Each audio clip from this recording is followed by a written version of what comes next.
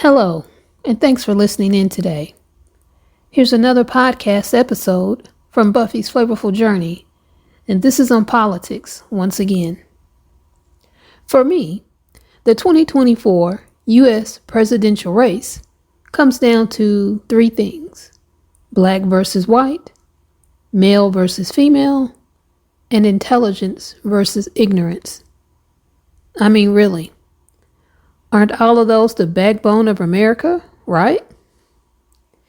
Now let's start with racial prejudice, which unfortunately, as a black woman in America, that's near and dear to my heart, as I faced it firsthand and seen others in my family face it as well. Racial prejudice against black people in America is a complex and deeply rooted issue with historical, social, and psychological dimensions. Understanding why some white people may hold prejudices against black people involves considering a variety of factors. 1. Historical legacy of slavery and segregation.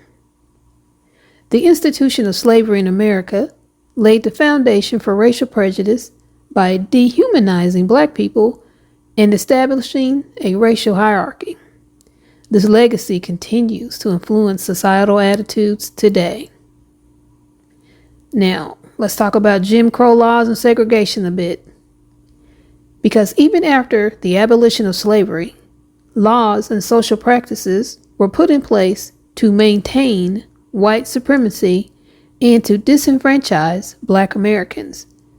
That period of legalized racism further entrenched negative stereotypes and attitudes. 2. Stereotypes and media representation. Over centuries, negative stereotypes about black people have been perpetuated, portraying us as dangerous, lazy, or inferior. These stereotypes are often passed down through generations. We also have media representation. The media has played a significant role in reinforcing these stereotypes by often portraying black people in negative or criminal contexts. This skewed representation can influence public perception and reinforce prejudices. This can also be said for all minority peoples, and this is further enhanced by having a white male act as the champion or savior in the media. Let's look at the film Hidden Figures from a few years ago. Remember in that film Kevin Costner's role? Well, Katherine Johnson, that character, was running through rain, all kinds of weather to get to the restroom because it was only for colored people. That's the only restroom she could use. Well, when Kevin Costner found out about it, the white male, he's like, oh no, that's not going to be. I'm going to end this. So he was portrayed as the savior. Now, in actuality, Katherine Johnson was a real character. But this episode of some white men saying, no, that's not going to happen, you can use whatever restroom you need to, that didn't happen in reality. But the media, the movies, had a white man save the day for a black woman. But in actuality, the human calculators, the hidden figures, the black women saved the day for the white male astronauts. Don't forget that. 3. Socialization and cultural transmission. Family and community influence. People often inherit prejudices from their families, communities, and social environments. If white individuals grow up in settings where racial prejudices are common, they tend to internalize those attitudes without even critically questioning them. And you also have cultural norms. In some communities, there may be cultural norms or expectations that encourage prejudiced attitudes or behaviors. These norms can be difficult to break, especially if they are tied to a person's identity or sense of belonging. 4. Economic and social competition. Perceived threats. Some white people may view black people, hell, all minorities, as a threat to their economic or social status. This can lead to prejudice as a way to justify inequality or to maintain a sense of superiority. You also have scapegoating. In times of economic or social stress, certain groups may be scapegoated, i.e. minorities, for broader societal problems. Black people historically have been marginalized and vulnerable, and they have often been unfairly blamed for issues like crime or unemployment. And now, today, a lot of people of Hispanic descent are facing the same prejudice today in America. 5. Psychological factors. You have what's called an in-group or out-group bias. That's where humans have a natural tendency to favor their own group, the in-group, and view other groups, the out-groups, with suspicion or hostility. This bias can lead to prejudice against those who are perceived as different or outside one's own group. There's also the fear of the unknown. Prejudice can also stem from the fear of the unknown or familiar because of the lack of exposure to diverse groups, which can lead to ignorance and fear, which then can manifest as prejudice. 6. Institutional and systemic racism. Prejudice is not just an individual issue. It is also systemic institutions in America, including the criminal justice system, education, and housing. Those have all been historically structured in ways that disadvantage Black people. This systemic racism perpetuates inequality and reinforces prejudices. And let's not forget about white privilege. Some white people may be unaware of the privileges that they enjoy due to their race, and any challenge to that privilege can be met with resistance, leading to prejudice as a means of protecting that privilege. That's right, folks, white privilege exists, and the vast majority of white people know it does. Maybe people of color need to start creating our own minority privilege. What do you think about that? 7. Cognitive dissonance and justification. When white individuals are confronted with the reality of racial inequality, they may experience cognitive dissonance. That's a psychological discomfort from holding two conflicting beliefs. To resolve that discomfort, they may justify or downplay the inequality, thus leading to prejudiced attitudes. Happens all the time.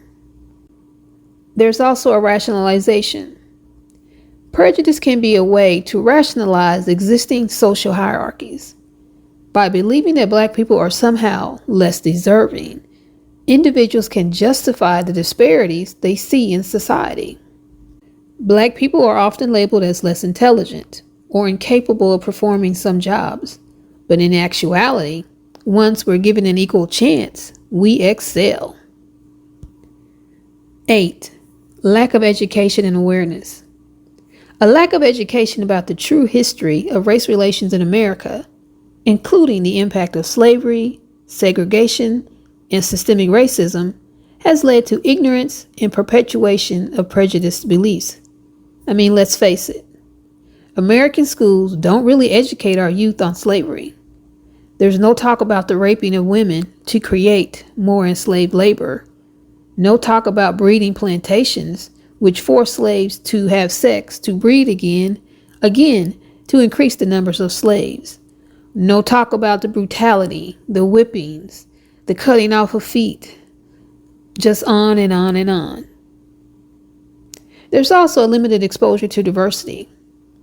Individuals who have limited contact with people from different racial backgrounds may rely, and they often do, on the stereotypes or misinformation that they see in the media, from family, from friends, from wherever, thus reinforcing their prejudices. Now, let's talk about the dynamics between men and women in America, independent of racial considerations. Those are shaped by a complex interplay of historical, cultural, social, and psychological factors too. While significant progress has been made in gender equality, disparities and tensions still exist, influenced by deeply ingrained societal norms and expectations. So let's go through a brief overview of some of the key factors that shape male versus female dynamics in America. 1. Historical context and patriarchy. Historically, American society, like many others, has been structured around patriarchal norms, where men held primary power and dominance in roles of leadership, moral authority, social privilege, and control of property. Thus, women were often relegated to domestic roles and excluded from positions of power. There was also legal inequality. Until the 20th century, women in America had limited legal rights, including the right to vote, to own property, or to work in certain professions.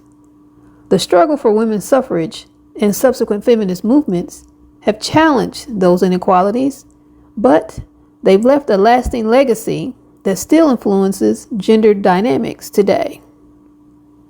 2. Gender roles and stereotypes. Traditional views have long dictated that men should be the breadwinners and protectors, while women should be caregivers and homemakers. These roles have been deeply embedded in American culture and continue to influence expectations and behavior. Hell, there's now a trend of what's called trad wives, traditional wives. That's where women stay home, take care of the home and the children, while men go out and work.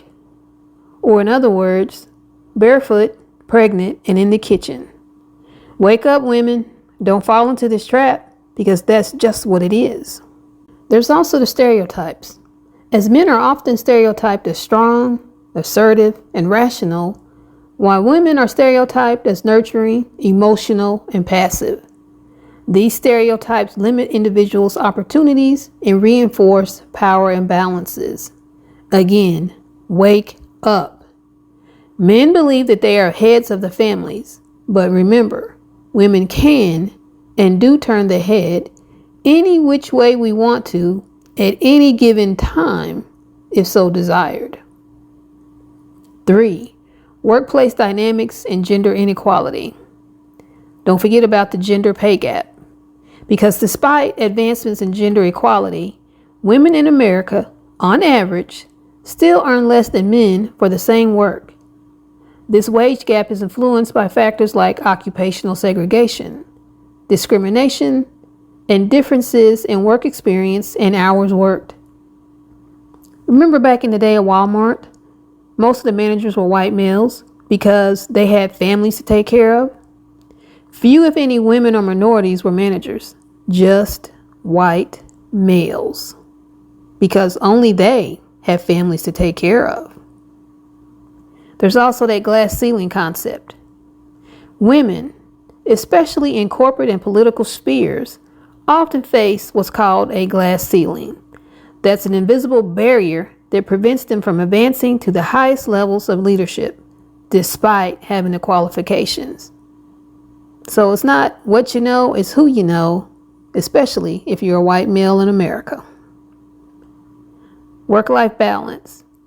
There's this expectation that women will take on the majority of caregiving responsibilities, and that can lead to challenges in balancing work and family life, thus impacting a woman's career advancement and earning potential. I remember working for one of my first supervisors out of college, and back in the day when she was a young female, married, she got pregnant. She was working at the local telephone company. And unfortunately, when you got pregnant and you had to leave to have your child, they fired you. There was no maternity leave, no family medical leave.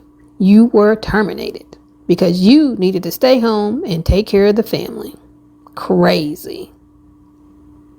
Now let's go to number 4. Socialization and gender norms. From a young age, boys and girls are often socialized into different roles. Boys are usually encouraged to be independent, assertive, and competitive, while girls are usually encouraged to be nurturing, cooperative, and appearance-focused. Meek, mild. These early experiences shape adult behavior and expectations. Just think about the toys that are made and marketed to children. Dolls for the girls, trucks and cars for the boys. There's also cultural expectations. Societal norms around masculinity and femininity can pressure individuals to conform to specific behaviors, thus leading to stress and internal conflict when those norms do not align with personal identities or desires. Assertive men are strong, brave, they are leaders. Strong women who voice their opinions, well, they're bitches. 5. Psychological factors and power dynamics. Power dynamics play a significant role in male versus female relationships, both in personal and professional contexts. Men have traditionally held more power in various areas, and this can create imbalances in relationships, decision-making, and opportunities. There's also something called toxic masculinity, and that refers to cultural norms that encourage men to suppress emotions, avoid vulnerability, and assert dominance in unhealthy ways. This can lead to negative outcomes for both men and women, including aggression, emotional repression, and strained relationships. Now, what about internalized gender roles?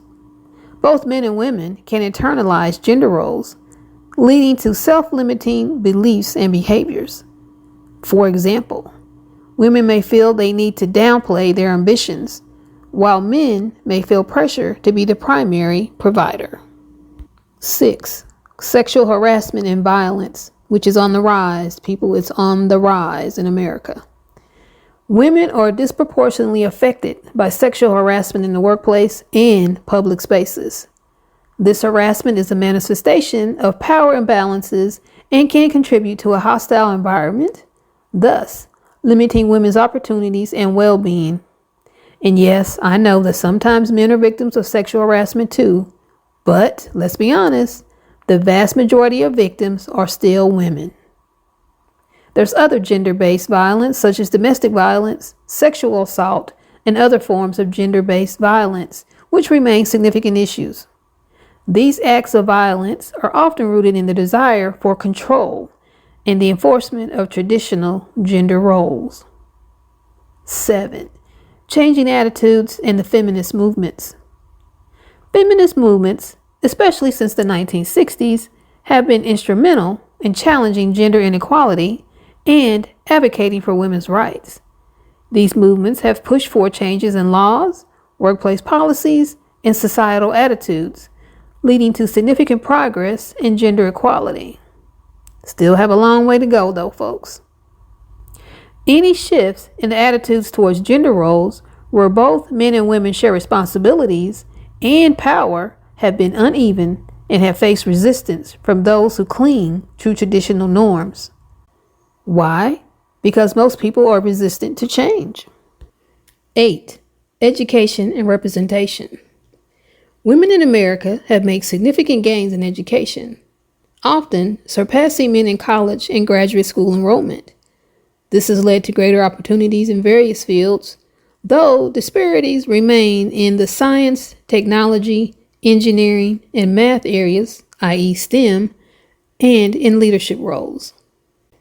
Now, let's talk a little bit about the representation of women in media. That has also evolved with more diverse and complex portrayals. However, the media often still perpetuates harmful stereotypes and the underrepresentation of women, especially in positions of authority. That continues to be a concern. Remember Sandra Bullock's role in the film The Proposal? She was seen as a bitch on wheels by the entire company, but that was softened by the love of a man. Get the fuck out of here with that shit. Now, let's touch briefly on intersectionality, because gender dynamics don't exist in isolation. The experiences of women are influenced by other aspects of their identity, including race, class, sexual orientation, and disability. Intersectionality highlights how different forms of discrimination overlap and create unique challenges. That is so true. May 22, 1962. Malcolm X. Quote, "The black woman is the most disrespected person in America." Unquote. Over 60 years later, and that is still true. 10. The Me Too movement and social change. The Me Too movement brought widespread attention to the prevalence of sexual harassment and assault, leading to greater awareness and accountability.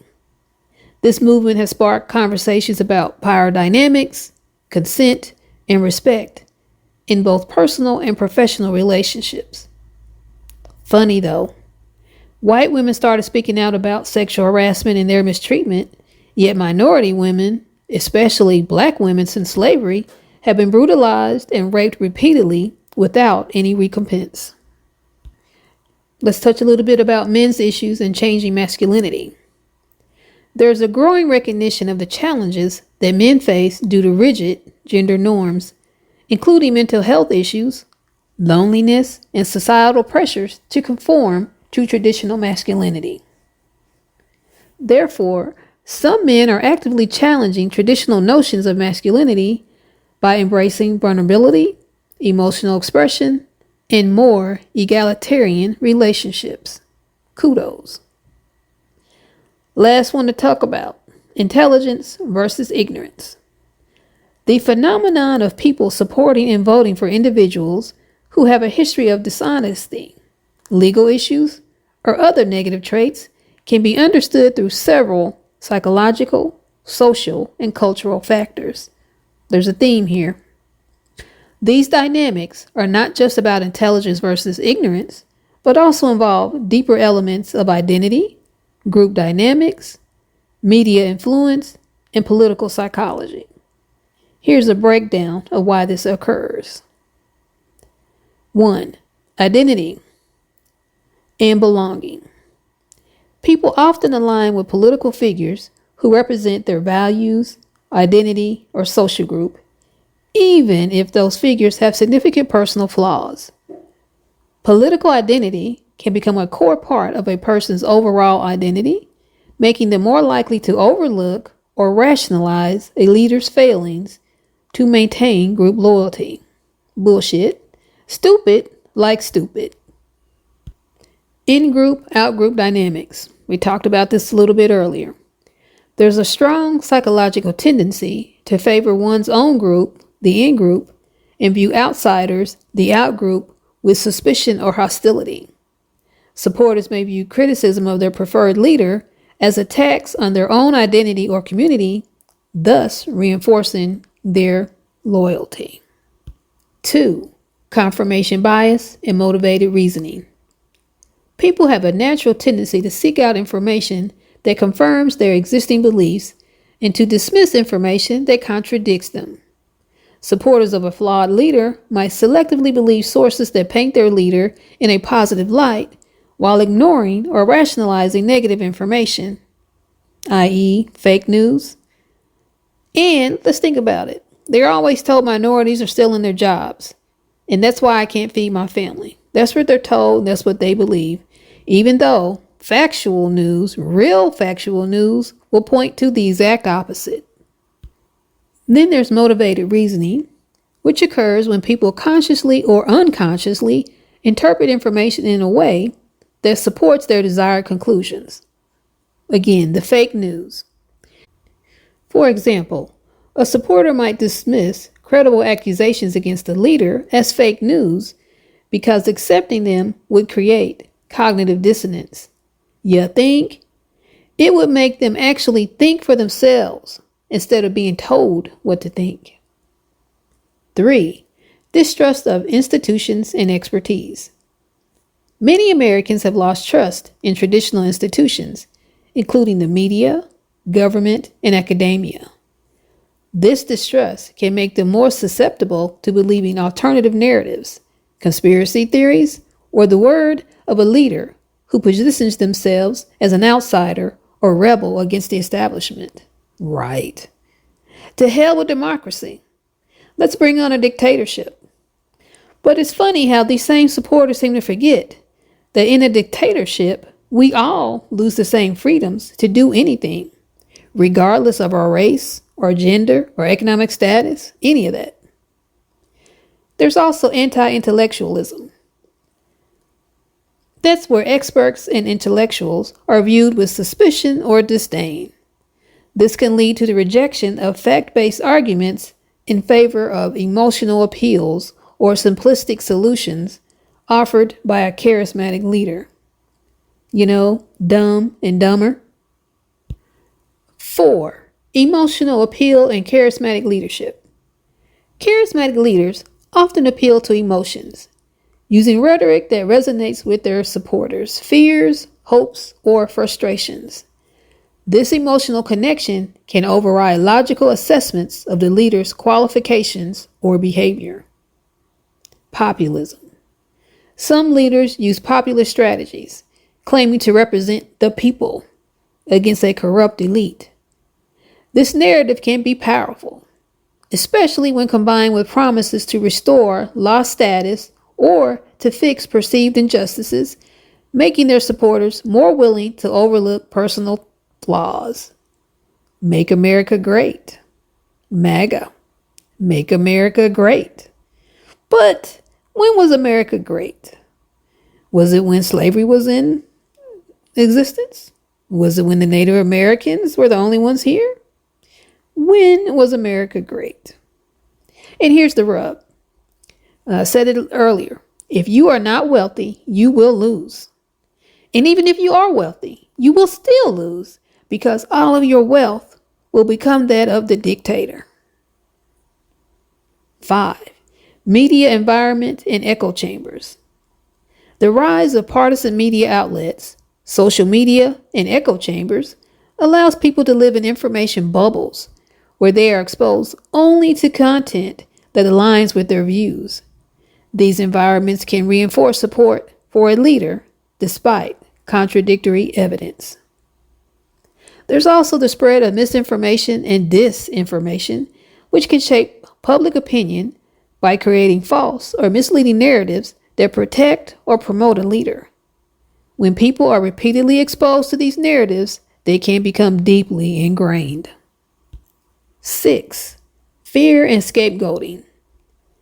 Leaders often exploit fear, whether it's fear of economic instability, demographic change, or external threats. When people are afraid, they may be more likely to support a leader who promises to protect them, even if that leader's past actions are questionable, because fear is a powerful tool. Stalin, Hitler, Mussolini, Trump. And some leaders use scapegoating tactics by blaming certain groups or institutions for societal problems. You know, Hispanics, well, they're taking our jobs. They're criminals. They're raping our children, our wives, our women. All of this scapegoating can create a sense of solidarity among the supporters who see their leader as defending them against those perceived threats. 7.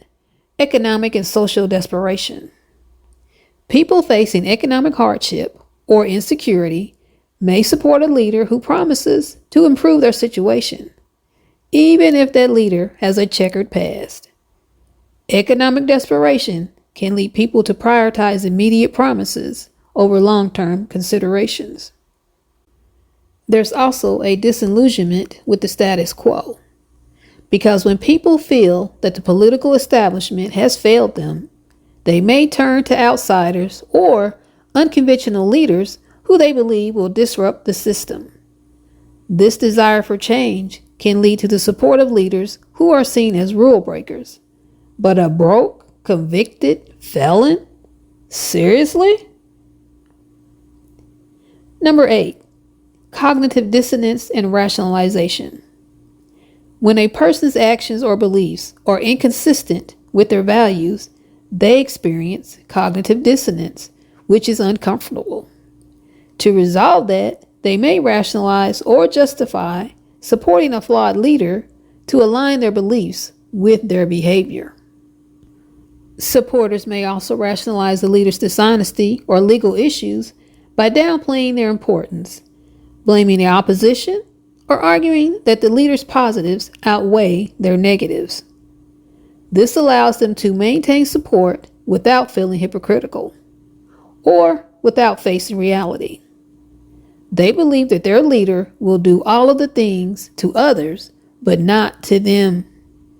So the supporters start really listening to what their leader tells them, even when he tells them what he's going to do, and he tells them he's going to do it to them and everyone else.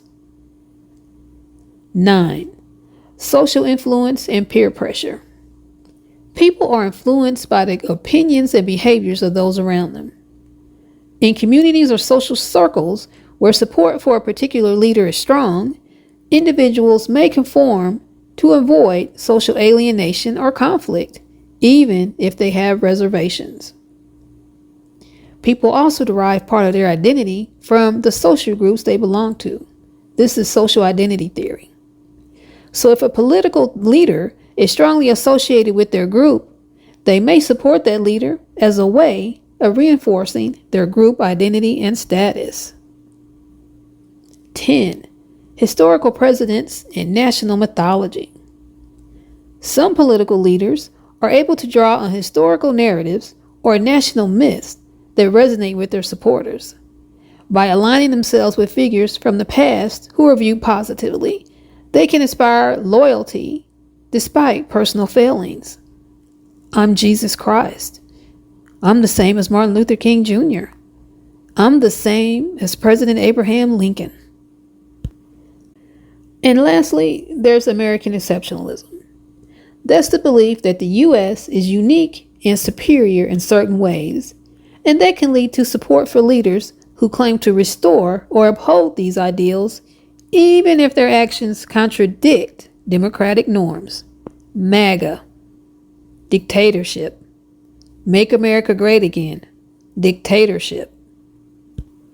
Understanding the intricate interplay of historical, social, and psychological factors is crucial for addressing and combating racial prejudice, evolving gender dynamics, and the complexities of modern political support.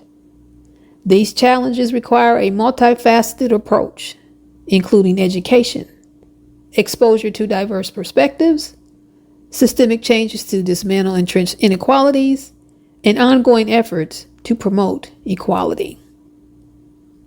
By fostering a more informed and engaged society, we can challenge stereotypes, we can address power imbalances, and we can create environments where individuals can pursue their goals free from the constraints of prejudice, traditional gender roles, or uninformed political allegiance. So what do you think? This was my take on the 2024 U.S. presidential election. I'm a 54-year-old Black female who has experienced her fair share of discrimination, stereotypical categorizations, and disbelief in my intelligence. So I have lived this, and I continue to do so today. How about you? Let me know in the comments, and I'll see you in the next episode. Bye for now.